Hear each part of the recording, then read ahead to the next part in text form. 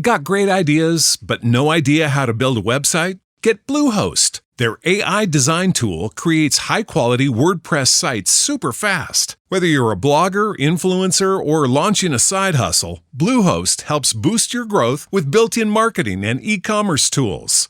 Upgrade to cloud to get 100% uptime and 24/7 security to stay online all the time. Why wait? You've got the vision. Make it real. Visit Bluehost.com to get started.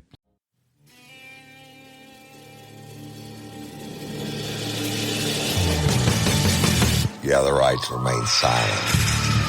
Anything you say can and will be used against you in a court of law. You have a right to an attorney prior to or during any question. If you can't afford one, the court will appoint one for you. Do you understand your rights? When the wolf is at your door, your running's over, that's for sure. He already knows all about you. Cut you down, no matter by you. Now you better walk the line. Real life,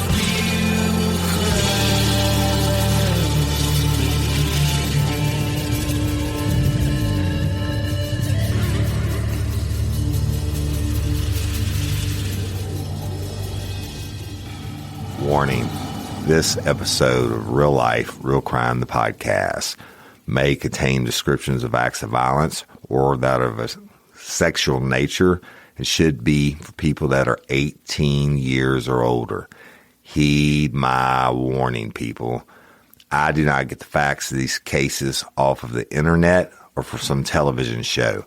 The facts I'm retelling you were presented to me by the victims of the crimes or the perpetrators who committed the crimes against the victims.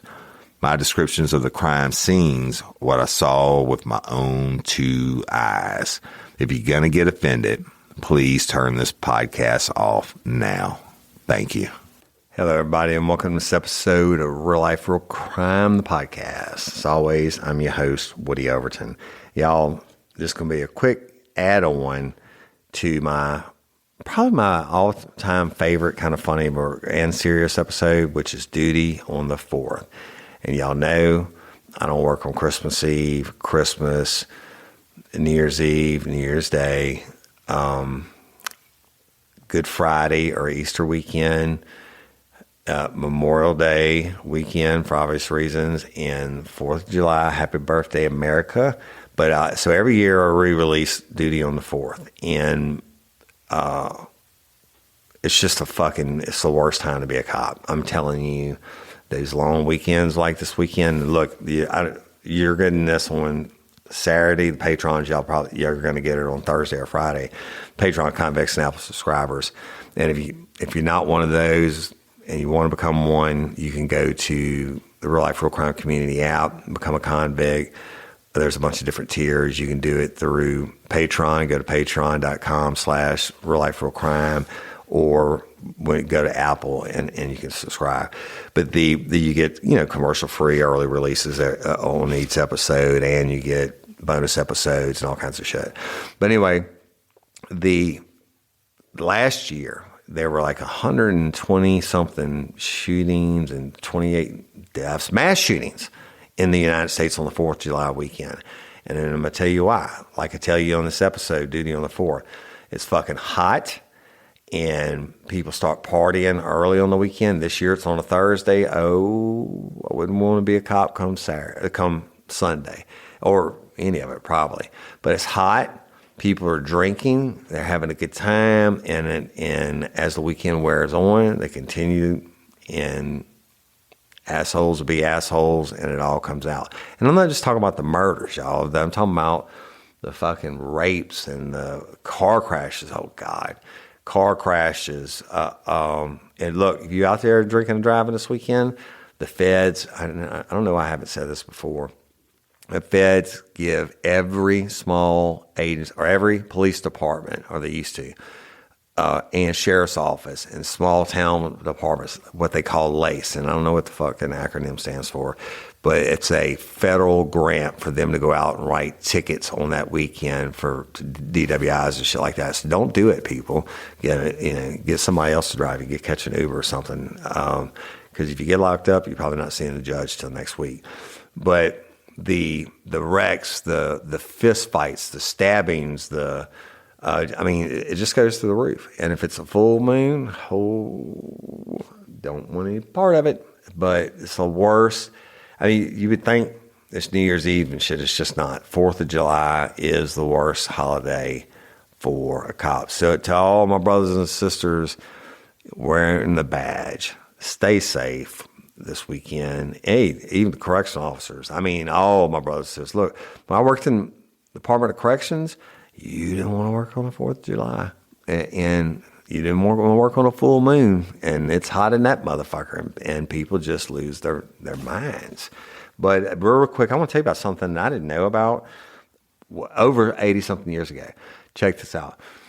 At about 5 p.m. on Thursday, July the 4th, 1940, a bomb explodes at the New York's World's Fair, right? At the New York, I guess it's, I remember when the World's Fair came to New Orleans in 1984, but this one was in Flushing, Queens, and instantly it killed 2 New York City police detectives. Told you, it's a bad time to be a cop. And it wounded 5 other men, 2 more of them critically. The New York's World Fair, which ran from April 1939 to October 1940, and took it as its theme, Building the World of Tomorrow, attracted over 45 million visitors over its 2 seasons and made it the best attended event in the first half of the 20th century. That's the most people ever, right? But the bomb was packed in a small canvas satchel and had been removed from the British Pavilion an hour and a half earlier and taken to an open area at the edge of the fairgrounds. Now, attempting to determine whether it actually held a bomb, one detective cut a small strip from the satchel, revealing sticks of dynamite inside. And it seconds later, it blew up. Balls on that motherfucker, right? Rest in peace, brother. That's crazy. But that satchel, an electrician in that same building where it was taken out of, had noticed the satchel on Wednesday, the day before, and assumed it had been left by a fellow worker. But he saw it again on Thursday afternoon, and he could hear a faint ticking noise. And this according to the New York Times. He carried the ticking satchel, and he has balls, through the crowded building to his boss's office, after which the 2 of them brought it to the pavilion's head of security, whose office happened to be in the Magna Carta room, where a priceless copy of a I don't know what this is about. Anyway, but they brought it to his office, and he in turn called his boss for a listen. Now, can you imagine all these dudes standing around in this satchel and it's going tick, tick, tick, tick, tick? And of course, bombs weren't prevalent like they are now. But in retrospect, they say, in this is from the History Channel, y'all. Retrospect, they say the lack of urgency seems surprising. The pavilion had received an anonymous bomb threat earlier in the week, because these assholes like to claim their shit. And the police had assigned detectives to circulate among the crowds of visitors there. And in addition, England was at war with both Germany and Italy, each of which has sympathizers and possibly saboteurs in the still neutral United States. In the coming days, police questioned more than 100 possible suspects, including members of fascist and pro-Nazi groups. They also began, I'm going to skip you on all that. The case is cold as fuck. To this day, it's unsolved. A little 4th of July history. I love and appreciate each and every one of y'all. If you're getting this after the 4th, hopefully you're still getting it before the weekend's over. Maybe you're on your ride back from the beach or whatever. Stay safe in the traffic. Stay safe on the beaches. Stay safe with the fireworks. And stay safe with alcohol and swimming, whatever.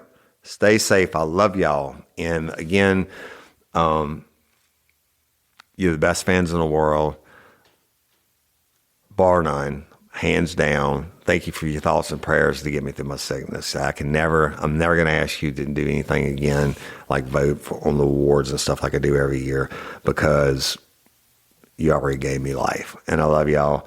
LOPA, Louisiana Organ Procurement Agency. It's at the end of the 4th of July episode. And I'm Woody Overton, your host of Real Life, Real Crime, the podcast. And until next time or ever, don't let me catch you down on Murder by You. Peace. Happy 4th of July. Happy birthday, America. Hello, everybody, and welcome to this episode of Real Life, Real Crime, the podcast. And as always, I'm your host, Woody Overton. And y'all know what time it is. It's 4th of July time, America's birthday, right? We don't work on that day. A couple days a year that we just don't do it, and that is Thanksgiving because of family, and Christmas Eve, Christmas, and because of Jesus, and over the holiday season, whatever you believe in, doesn't matter to me. But and then New Year's Day, and then Easter, because of, again, the significance, or Passover, whatever you celebrate. And then on the 4th of July, don't do it because, or Memorial Day. And that's, we have a pretty strong beliefs about these things, and I'm a patriot through and through, a veteran and everything else. And so we're not going to be releasing a regular episode, but every year I release the same episode. Because it was one of my most famous early episodes that I ever did, and it's called Duty on the 4th. And it tells about a night that I remember experiencing specifically on the 4th of July and 4th of July weekend, which are the absolute worst time to be in uniform patrol, period, in law enforcement. Anyway, so during the story, and I know we have so many new lifers who may not have heard it, but for those of you who have, I'll go ahead and give you the update, and the rest of you, you can listen to it, and you already know what happened to these people, but you won't know all the details. So let's start with the first one, the guy that I got in a fight with that I almost had to shoot, and at the last second, I did what I did to get out of the situation. You can go listen to it. But I told you that he had dug his nasty ass claws into my face.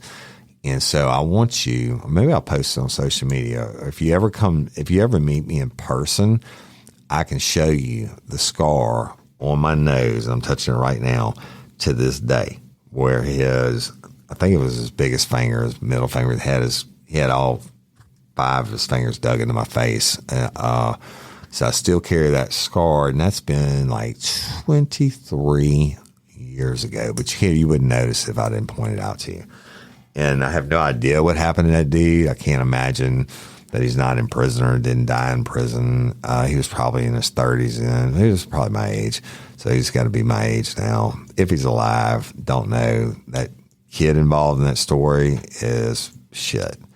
Got to be how we were back then.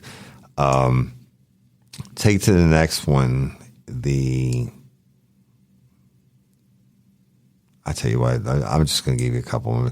I told y'all about meeting Leon Winstead, or Albany Police 4, who ended up being one of my best friends. And Leon didn't have to. He was a reserve officer, and he didn't have to do it. He did it because he loved it, because he worked on the tugboats on the river, and he had a lot of time off every month, but he loved doing cop work. And anyway, we ended up being living next door to each other, and just the best guy in the world. And I stood as the best man in his wedding to Miss beautiful Miss Flo. And he's involved in this story. It's one of the many stories I talk about him in and over the years on Real Life, Real Crime. But that was when we were chasing the twins, right? All night all fucking night long. And go listen to it. You can get the details. But it's Johnny and Johnny. And I got a message from, I won't say who because I don't want to get her in trouble, that I got a message from someone who said, hey, Woody, you're not going to, now, Johnny and Johnny were the dumbest box of rocks, and I'm not being ugly. They were just dumb, okay? And I mean, like on a whole new level of dumb. But somebody messaged me and told me they had direct knowledge that one of them got killed in Hammond, Louisiana. Supposedly, he was doing something when a train was coming by. I don't know if he's putting someone on the track to like flatten a coin or something, and he bent down to pick it up, and the train was running. They don't slow down when they go through town, y'all. That's why they have to honk their horns and shit. And he bent down and didn't see that one of the cars that was coming had one of those ladders off the side, and the ladder decapitated him. Yeah. There you go, right? I mean, I don't know how you don't see a fucking ladder coming at your head, whatever, but it wasn't a suicide because there were some other people that were with him. He was doing something stupid. I don't know, crushed a beer can, just something totally irrelevant. And the ladder caught him and ripped his head off. Who else in the story? The other ones, I don't know. The boys who died in the truck that night, man, that was bad. That was still, and I passed that. I passed that spot, and that tree that they wrapped that truck around is still there, and it still has the damage on the tree from where the truck hit it sideways. And I think they estimate the truck left the road like 140 some miles an hour, and to this day, that tree's massive. I'm talking about like 10 feet massive around, and you can see the damage. Well, I can see it because I know what was there, the damage where that truck was and where I held that boy up. But anyway, happy 4th of July to y'all. Next week, back with a hardcore original episode. I hope you all get all your hamburgers and hot dogs, and I think I'm going to cook a brisket or something, maybe go fishing. Hope you at the beach drinking an umbrella drink and all that. I love and appreciate each and every one of you. Patron members, convicts, Apple subscribers, I love y'all. I hope you're enjoying your commercial-free early releases of the episodes and your bonus episodes, which I just locked up another one called I Don't Remember last week. So if you binged all original Real Life, Real Crime and you want some more, you can go to the Real Life, Real Crime community app and subscribe to be a convict. It's all the same thing, y'all. Or you can go to Patreon and look at the different tier levels there and choose your benefits. Or when you can sign up to Apple Podcasts now. But anyway, I'm Woody Overton, your host of Real Life, Real Crime, the podcast. Happy 4th of July. Happy birthday, America. And until next time or ever, don't let me catch you down on Murder Bayou. Peace. So we're going to start today's episode, which is titled Duty on the 4th. Now, 4th of July is America's birthday, right? Everybody loves the 4th of July. You have barbecue and swimming and fireworks and parades, and it's America's birthday, right? Great time. Summertime, kids are out of school. Everybody gets off of work, and it's just a big hoorah for everybody that is, except for law enforcement. Now, I'm going to tell you a couple of stories of what happened to me when I worked uniform patrol, or you can call it criminal patrol, on the 4th of July. The 4th of July, y'all, is by far the worst day of the year or night of the year to work as a law enforcement professional. All right. Now, you would think it would be New Year's Eve or something like that, but no, it's not. Believe me, the 4th is the worst, and it's really bad when the 4th falls on a weekend, especially like on a Sunday or Monday, either way. And it's because people start partying on Friday when they get off, and then they party Saturday. And then by the time Sunday comes, you just have more fights and disturbances, and it's just crazy. Hey, ladies, are you feeling overwhelmed by hormonal changes? Well, you're definitely not alone. There are more than 1,000 hormone disruptors living in our environment right now. It's in your food, your water, the air you breathe, the clothes you wear, your skincare products. They all mess with your hormones. Then there's the natural hormone changes your body goes through, premenopause, menopause. And while it's a natural process, it doesn't mean you have to suffer through it. The good news is you don't have to suffer through it anymore, because now you have Hormone Harmony, a formula made only with herbal ingredients that are shown to reduce hormonal symptoms in women of all ages. Hormone Harmony is not just a hormone support and supplement. It's become a phenomenon. Women can't stop talking about it on social media. A bottle of Hormone Harmony is sold every 24 seconds. And the biggest benefit?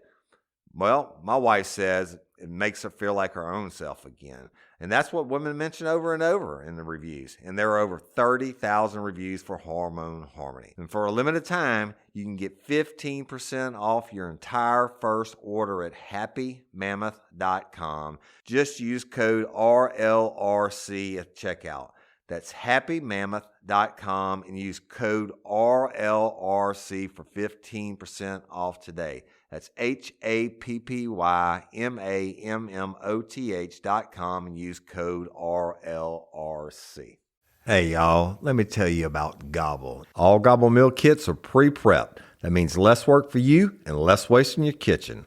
Their meal kits include everything you need so you can save time at the store or just skip that trip entirely. I got the box in and I had 3 different meals. I had a Kung Pao chicken, crispy fish tacos, and a beef bourguignon, however you say it. But let me tell you about the classic beef bourguignon. Look, it came with beef pot roast and a beef broth concentrate, red wine demi-glaze, cremini mushrooms, cipollone onions, mashed potatoes, baby carrots, and rosemary thyme butter. It was so easy to make. Literally like 15 minutes it took Cindy. And let me tell you something, all the dishes were fire, but this thing was like a taste explosion in my mouth. It's just unreal. We've got to spend more time together and more time doing the things we love because everything came in this one single box right to my door. So see what a difference Gobble will make for your household. Right now, they're offering my listeners a fantastic limited time deal. You get $120 off across 4 boxes plus free shipping and free cookies. And let me tell you, those cookies, I ate one that was sin baked and it was delicious. Go to gobble.com/real life. That's GOBBLE.com/real life for $120 off your first 4 boxes. This offer is not available on the home site, so don't miss out. This is genius. It's taste explosions in your mouth like you never had. So I'll tell you way back when, and I don't remember what year it was, but this is my vivid memory of one 4th of July. And I was working uniform patrol for the Livingston Parish Sheriff's Office. And I was working the night shift from 6 p.m. to 6 a.m. in the morning. Now, generally, I would go 10-8 or on duty about 20 minutes early every day at about 5:40 p.m. So the day shift could get home and they didn't have to catch any last minute 911 calls or anything like that. And they could get home at a decent time. So we went 10-8 from our houses or our residences, and 10-8 is on duty or in service. And that's because we were so spread out. It's such a big parish. And we didn't have roll calls or anything like that, but we'd probably do that like once a month. We'd meet up at the sheriff's office before shift and go over things that needed to be discussed, et cetera. But other than that, we walked out your door and got in your unit, and you went 10-8 on the radio, and that's it. So that day, and it was hot, and y'all look, July, I think that's part of the problem with 4th of July is the heat. It's hot. I walk outside. I always would go out and turn on my unit and let it start to cool off and then go back in and put my gun belt on.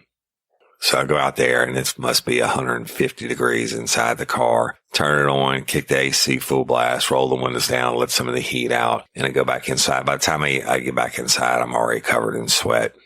And you remember you have on a uniform, boots, vest, and then you put on the heavy gun belt with your pistol, your baton, or as it was called an ASP. It's an expandable baton, your Freeze Plus P, your radio, 2 pairs of handcuffs, 2 extra magazines for your duty weapon. I mean, and then it's this big belt, right? I mean, it's so big that you have to use belt retainers to lock it on over your belt that goes through the belt loops on your pants.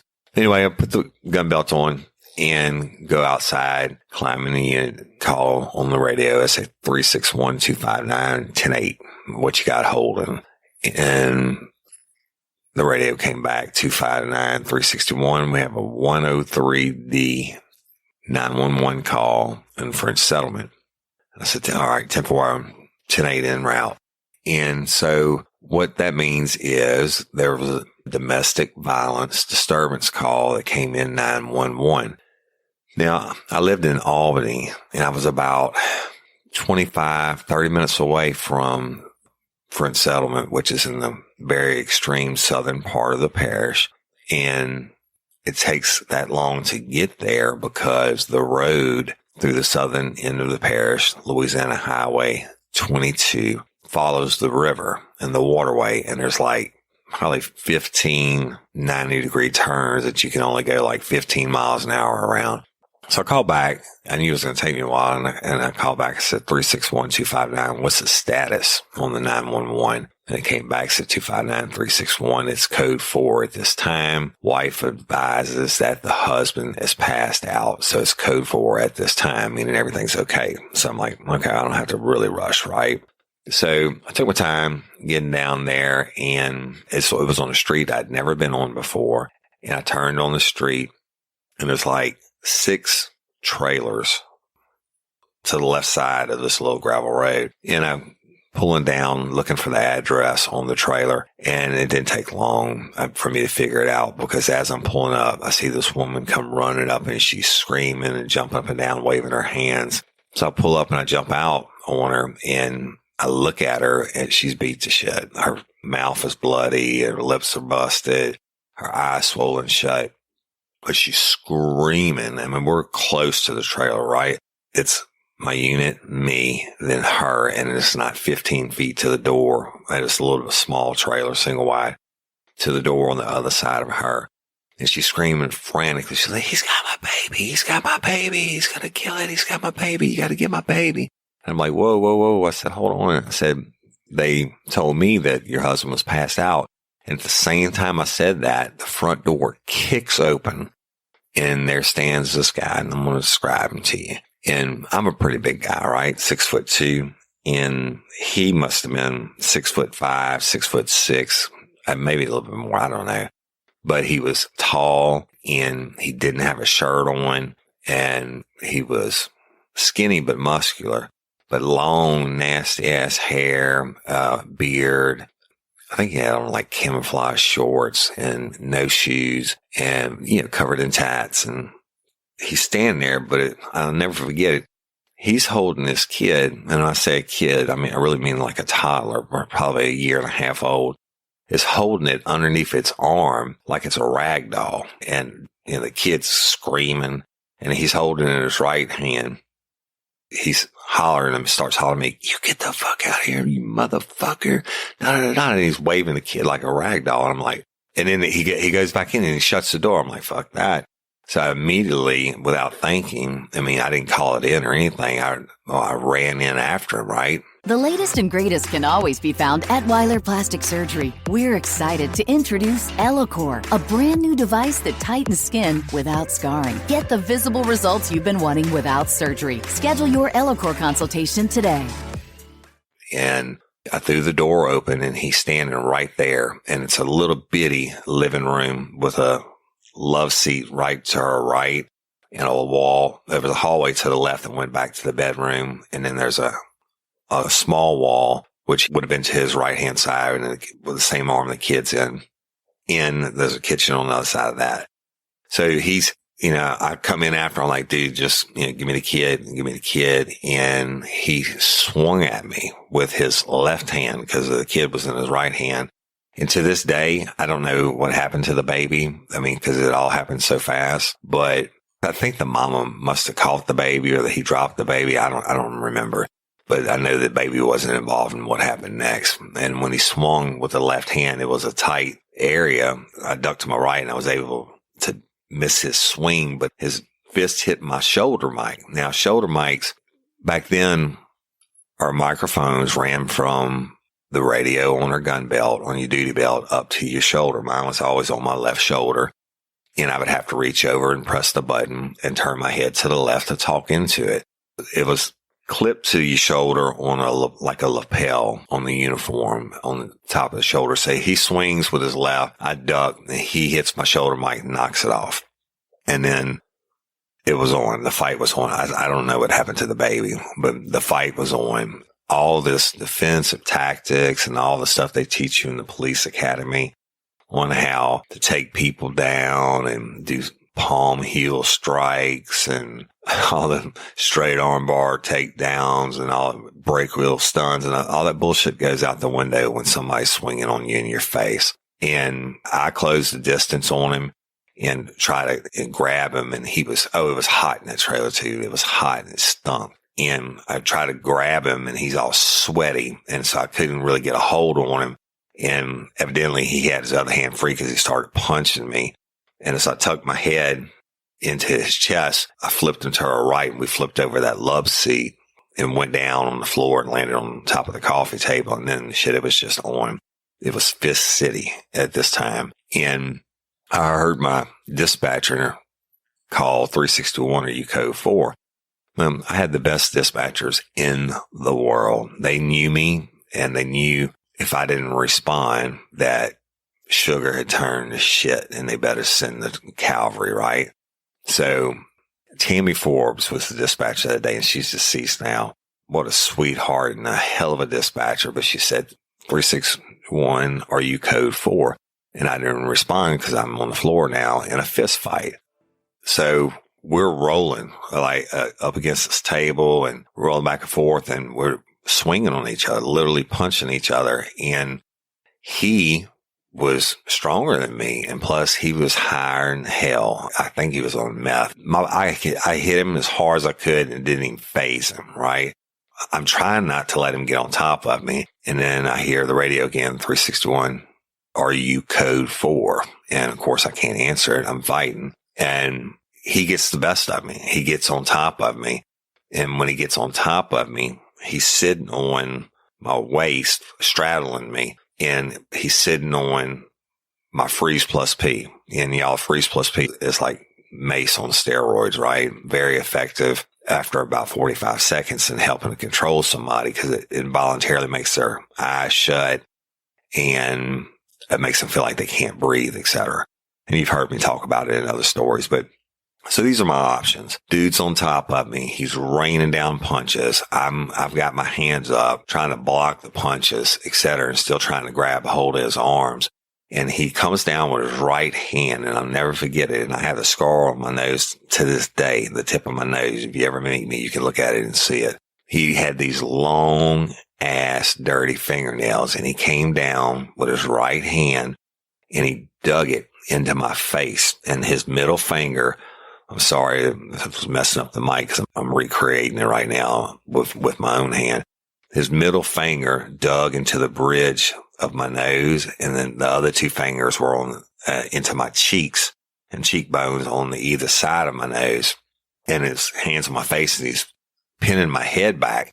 And at this point, I'm trying to get that hand off of me, and he's still raining down punches with his other hand. And I'm like, holy shit. And I'm thinking, I can't get to my freeze and I can't get him off of me. I mean, he's higher than fuck on whatever. And he's got me and I can't let him beat me until I pass out. And I'm going to have to kill him because I was still able to get my hand on my weapon. And all this is happening in like milliseconds, right? In instant process. And I'm like, I know this dude is going to knock me out. He's got me pinned now, and he's got his claws literally sunk into my face, and he's beating the shit out of me. And I'm thinking, this is it. I was reaching for my pistol, and I was going to have to pull my pistol and kill him. And it just clicked in my head. I'm looking into his claw that his thumb was on the right side of my face. The other 3 fingers are dug in. His thumb's on the right hand side. As I'm reaching for my pistol, at the last second, I hear the radio. Tammy says, all units 1033, TAC 2 for 361. All units respond to 361's location. And she gave the address. Well, that means nobody could talk in case I need to do an emergency broadcast, and for everybody to come because it was bad, right? Sugar had turned to shit. And it really had. I thought I was going to have to kill him. But at that last second, as I'm reaching for my pistol, that thumb is right there. And I reached up and I bit that son of a bitch. I tried to bite it off. I bit down as hard as I could. And they say down in the swamp, we have snapping turtles or loggerhead turtles. And they say if a loggerhead turtle ever bites you, it'll never let go until the next time it hears thunder. And I bit down on this son of a bitch, and I knew I was still reaching for a pistol. And I knew if this didn't work, if I couldn't get his hand out of my face, him to stop hitting me, I was going to have to kill him. So I bit down on that thumb, and I bit it down to the bone, and I tried to bite that fucker off. And that pain evidently was enough for him to check himself for even just for a few seconds. I mean, when the pain hit him, I'm talking about, I'm literally down on the bone, trying to bite through the bone and bite his whole thumb off. And he screams, and he takes his hand out of my face. And I won't let go, right? And then he's trying to hit me with his other hand, but I'm just down on the thumb. And then I was able to get the upper hand, and the fight was on again. Except for this time, I transferred from my duty weapon to my freeze plus P, and I was able to get it out. And I never let go of his thumb. And he was hitting me on the back of my head, but I was able to get the freeze plus P out and start spraying. Well, fortunately, I had been trained in Freeze Plus P many, many times, sprayed with it in the training, and then I had fought in it so many times. And if you heard the episode in the closet, anytime you use a Freeze Plus P, especially when you're in close contact like that, you're going to get some of it also. But I didn't get it as bad as this cat did. I was just emptying the whole can on him, and he let go because it takes about 30 or 45 seconds. It starts burning immediately. But then after about 30 seconds or so, your eyes just involuntarily shut. You can't open them. You physically can't do it. Then the Freeze Plus P, which is basically tear gas plus pepper spray, the Freeze Plus P starts to take away your breath. It makes you feel like you're drowning and that you can't breathe. But at this time, I'm fucking exhausted, right? I'm sweaty. I've been beat on. And I'm really glad they didn't have mixed martial arts. When I was a kid, these MMA fighters, the UFC stuff, because I probably would have done it. I used to do a lot of boxing, but if you've ever been in a fight like that, 3 minutes seems like 300 years, especially when you're on the bottom end getting your ass whipped by a meth head that's all tweaked out. And so a spray, and at some point, another unit arrives, John T. Wilkerson, my road buddy and my academy buddy, got there, and he dives in also. And then another unit arrived, and by unit, I mean another officer arrived, and they came running in, and he dived in. Now look, it's hard to handcuff someone that doesn't want to be handcuffed. And you add in the fact that it was like 110 degrees inside this trailer. This dude's got no clothes on. So every time you touch his skins, your hands are sliding with the sweat.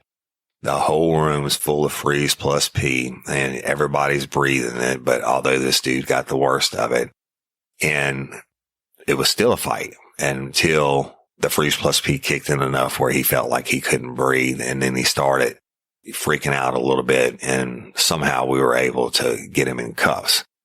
Well, we get him out of the trailer. They called for an ambulance because I'm covered in blood and I'm bleeding from my face, from my nose, and from my cheeks. But He's bleeding like a stuck pig, but I had blood in my mouth and had gone all down my chin onto my shirt from biting his damn thumb off, or trying to. And the ambulance comes, and I told him, I said, y'all got to get this fucker to sign a waiver and that he doesn't want to go to the hospital, or one of us is going to have to sit at the hospital all night, or it may be a day until they release him, and then we're going to have to book him. So medics came, and one of them came to me, and they were cleaning me up. And I told them I'm more worried about catching AIDS from this fucker or some other disease that doesn't even have a name known to man yet, right? Nasty ass. But I definitely had his blood in my mouth, and I definitely had his claw marks on my face and all that. And so they were cleaning me up. And meanwhile, they were working on him, and they bandaged his thumb up the best they could and wrapped it up good. And they were like, just tell it. John T was like, sir, do you need to go to the hospital? Do you need to go to the hospital? And the guy was like, fuck you, motherfucker. Fuck you. And it's like, that's good. But he refuses, and I'll sign for him since he can't write because his hand's injured. To wrap the scene up, the wife had to seek medical attention, and we had to wait for somebody to come and get the kid. And then John T took the dude and booked him for me for the domestic violence, and then a good felony charge. Well, he had a 108, which is resisting an officer. And then we charged him with a felony charge of second-degree battery. Now, second-degree battery is pretty much like attempted murder in the state of Louisiana, because a battery is an unwanted touching. Now, Louisiana's under the Napoleonic Code of Law. So our battery and assault is exact opposite of how it is in the rest of the United States, where you have outside of Louisiana, if you punch somebody, that's an assault, right? And then if you threaten someone, it's a battery. Well, inside the state of Louisiana, it's reverse. The battery is the hitting or the striking, and the assault is the actual threat. So I charged him with second-degree battery, which is a serious felony. And what escalates from simple battery, which is unwanted touching, and it is a misdemeanor, it's just a regular hit. What escalates that to second-degree battery is if you lose consciousness from the hit, if you suffer extreme pain, or you get scarred, or you have to seek medical attention as a result of the hit or hits or blow or blows. And I had to seek medical attention for my face. And even though it wasn't much, right? But still, it's a good felony charge. And that piled on top of everything else. He got the resistings and the domestic violence, et cetera. I just want to make sure that asshole wasn't getting out of jail. And so John Laudermill showed up. He was supervisor at the time. And he was like, fuck that, get his ass to the jail, and we'll deal with him later.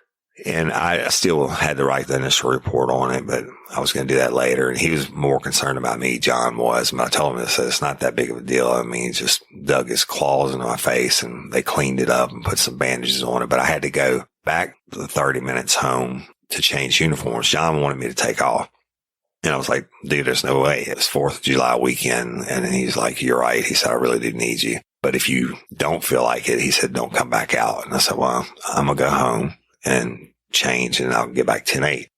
So I leave that scene, and the calls are popping, y'all. I mean, it's, disturbance after disturbance and medical emergencies, people getting burned with fireworks. I'm listening to all this on the way back to my apartment. Get back to the apartment.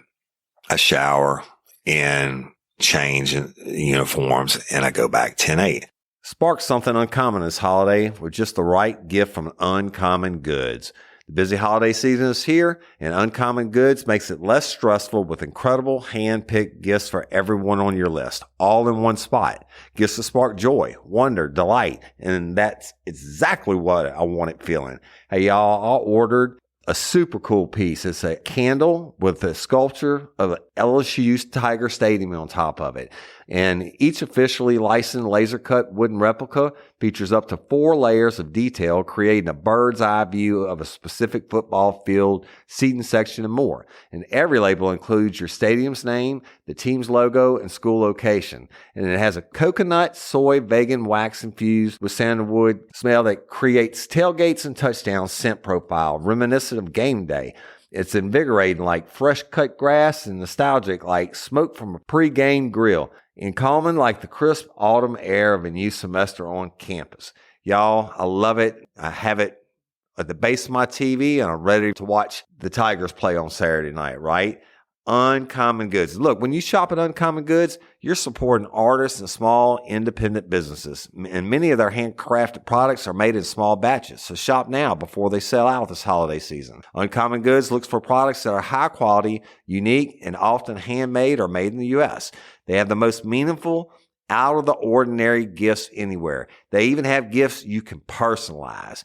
From holiday hosts and hostess gift to the coolest finds for kids, to hits for everyone from the book lovers to diehard sports fans.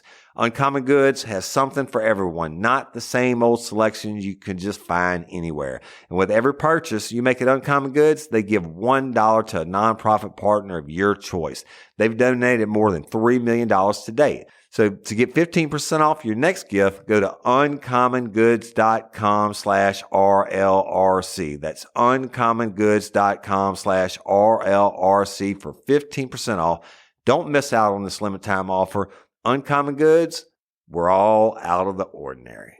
Now, on the east side of the parish, a lot of times you were working by yourself, just like I responded to that 911 call by myself because there were only a couple of us. If you were lucky, you had 3 on duty on the east side of the parish, but most of the time it was just 2 of us. So what was so important for us were the town units, Livingston Police Department, the Albany Police Department, and the Springfield Police Department and Killian Police Department when they had somebody out. So a lot of times the town units were our closest backup to go in on hot calls.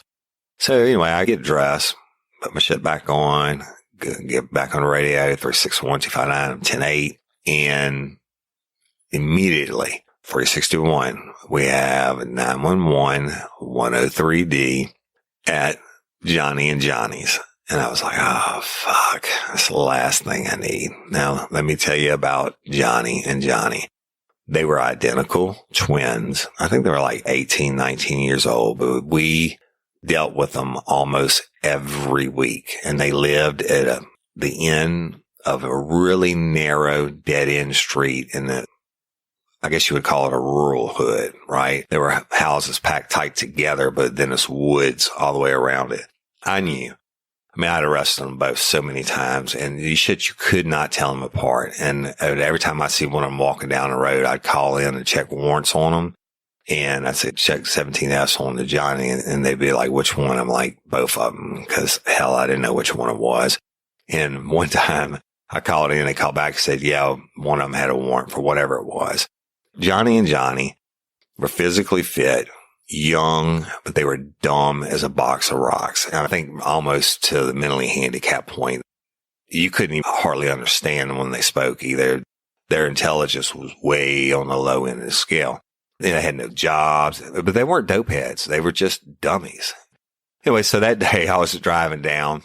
I saw one of them called in and one of them had warrants. I didn't know which one it was. So I swung back around on him and I said, hey, Johnny.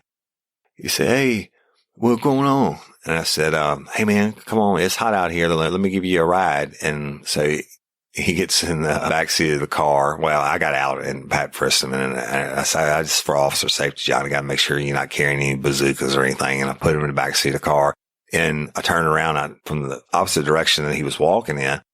And I took him to the jail. It took him like 10 minutes to realize we weren't going the way we were going. He's like, hey, where are you going? I said, we're going to jail. I got to check on something real quick. He's like, oh, okay. So I pull around the back of the jail and I take him in and I said, fingerprint this fucker and see which one he is. And just so happened he was the one that had the warrants.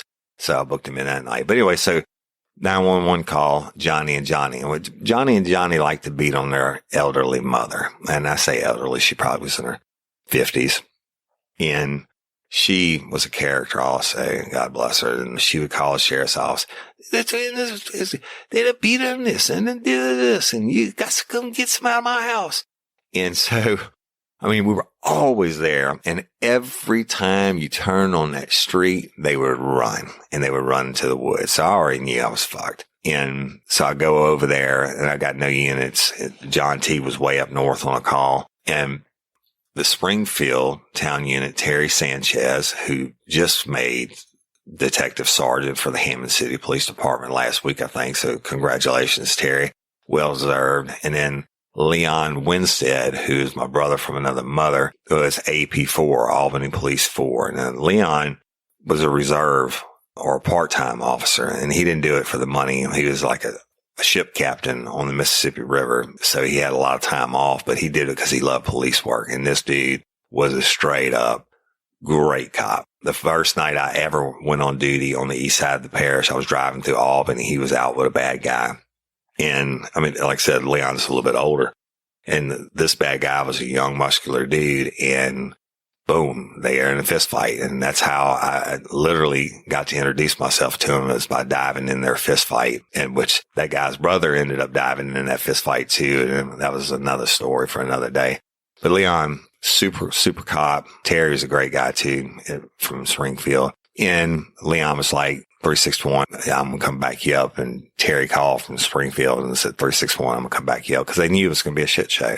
It was going to be a foot pursuit or whatever. So we turn on the street, and sure enough, fucking Johnny and Johnny are bailing out the back window of their mama's house, and they hit the woods. And so I pull up, and I go to her, and she's like, he knocked me down. And she had, her leg was bleeding. Evidently they shoved her down into the coffee table or something. And I don't know which one of them did it, but she's like, you got to take them boys to jail.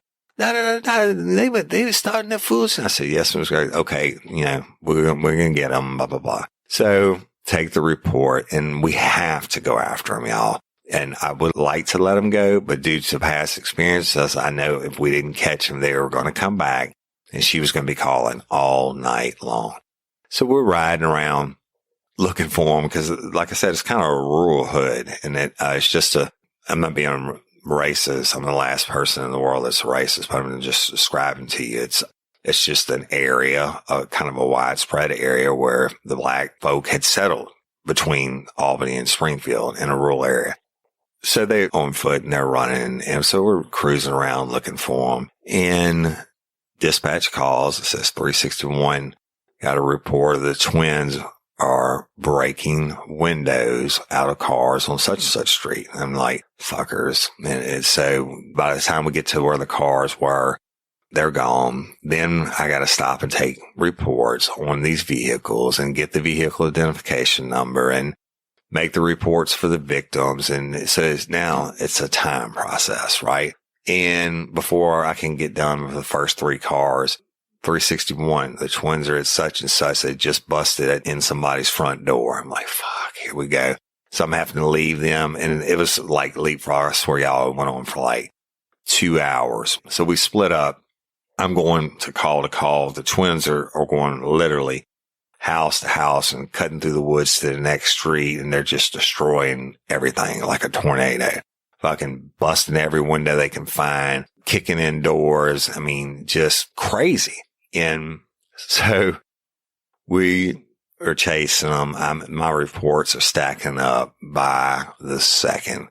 And I hear, by this time it's dark, Leon, AP4, called and said, 361, I got him over here at the intersection, and pull over, and I see Leon's car, but I don't see him. And then I look over on the ground, and Terry pulled up behind me, and I could see in the darkness some like movement. And I shine my light over there, and there are Johnny and Leon in a fist fight on the ground. And I'm like, shit, here we go. So I jump out and I run over and I dive in, right? And then Terry dives in, and the fight's on again. Now it's 3-on-2. And the spray comes out, and people getting sprayed, and blows are traded. And finally we were able to effect the arrest on one of them, and then the second one. And then, you know, advise them of their rights and put them in the back of the cars. And I asked Leon, I said, what happened? And now we're all dirty and hot and sweaty, and we've been breathing the freeze plus P, and your noses are running and everything. It's just been a shit day. And he said, man, you will never believe what happened. I said, what? He said, I pull up to the four-way and I look over, and I see Johnny and Johnny, and they are fist fighting each other. He said, I shine my light over, and these dumbasses are in a fist fight with each other, and one of them put the other one in the headlock, and they went to the ground and started fighting. He said, and I went over there, and I figured, shit, I got to jump on one of them, because if they get up, we'll be chasing their ass all night long. So he went over and dove in the pile on them. Leon was and is a badass, and I will always have my respect. So we took them in and booked them, and it's late by this time. And then I went and parked my car in one of my little secret hiding spots, praying that things would calm down. It's like 3:00 in the morning, and it's a real rural country store, and it has a highway in front of it, which nobody goes down this time of night. There's nothing out there, but there's really nothing coming off this road on the side. So I would park there, and I would try to catch up on reports and do whatever. And I'm praying that nothing else breaks off tonight. I mean, I'm mentally and physically exhausted. I've got like 100 reports to do. And so I'm parked in my little hiding spot, and some son of a bitch came. I could hear him before he got to me. They came down that road from the side of the store. There was a truck. Whoa, and I'm like, what the fuck? And he passed me in the stop sign. I'm backed into the store. I can see the stop sign, and the major highways runs horizontally in front of me. This street's coming from the right-hand side. This son of a bitch came through and never checked up at the stop sign, and he jumped the main highway and disappeared on the other side. And I'm like, holy shit. I heard the crash, and I mean, it was like Evel Knievel style. I'm like, holy shit. And I'm like, 361-259, send medical, send rescue. I mean, I hadn't even seen him yet, but I knew it was going to be bad. Send medical and send rescue. They got a signal 20, which is an accident at such and such. And so I pull up on the highway, and I turn on my lights, and I put my spotlight down there, and this truck is demolished. It cleared. It must have been doing 50. And it was old, like a 1980s Toyota single cab pickup truck. And so I guess he was going as fast as he could go, and he just missed the stop sign and jumped that road and hit that telephone pole and T-boned it. And the driver was decapitated. All they had hanging was a little bit piece of skin. And then the passenger was dead. And there was one poor son of a bitch in the middle that the truck was smushed in. The son of a bitch in the middle was alive, but he was pinned in. And now remember, I'm in the middle of nowhere on purpose because I didn't want any more shit that night. And the dude that was pinned in was awake. And I go up on it. I'm looking at him like, he's screaming. He's like, dude, you got to get me out. He's trying to get out, but he can't because his legs are pinned. Now his dead buddy's head's on him from the driver's side. And the other dude's obviously dead, the passenger. And he's there. He can get up to maybe his chest out of the passenger side window where I was. And I had to sit there and hold that dude and talk to him and try to calm him down. And he was, pretty seriously injured also.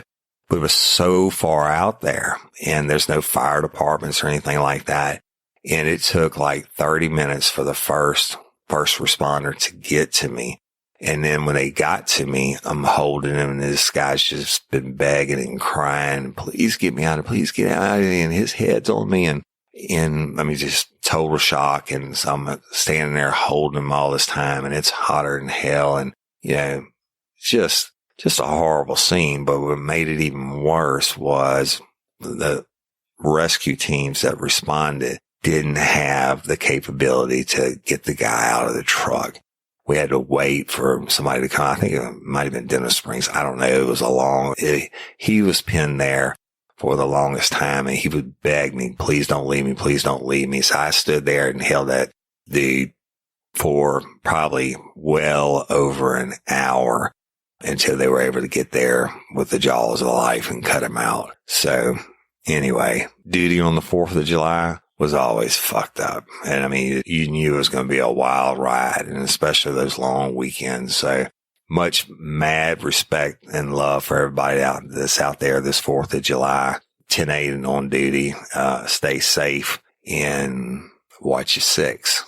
I thank y'all, and I hope you enjoyed this. I know it's a little bit different episode than what we would normally do from the murders and all that, but sometimes I like to tell the real crime part and the real life part of being a cop. And so I hope you enjoyed duty on the 4th, and I hope y'all have a safe and happy 4th of July with your families, all you lifers out there. I love and appreciate each and every one of you. And until next time or ever, don't let me catch you down on Murder by You.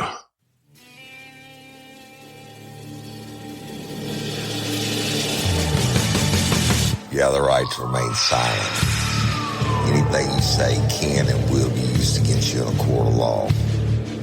You have a right to an attorney prior to and during any question. If you can't afford one, the court will appoint one for you. Do you understand your rights? When the wolf is at your door,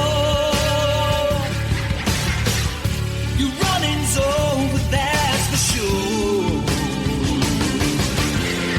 He already knows all about you.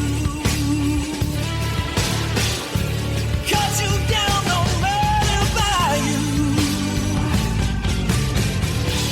Now you better walk the line.